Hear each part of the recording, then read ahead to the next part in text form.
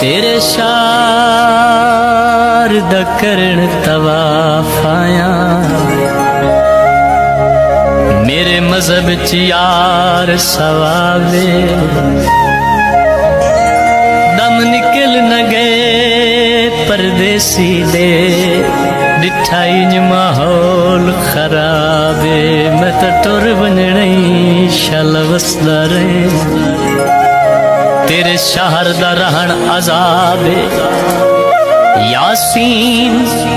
अजन कोई बाल त नहीं तेरा बिल्कुल साफ जवाबे सावी सरमाया जिथों मैनू जिणक मिली ओ सामने घर माया।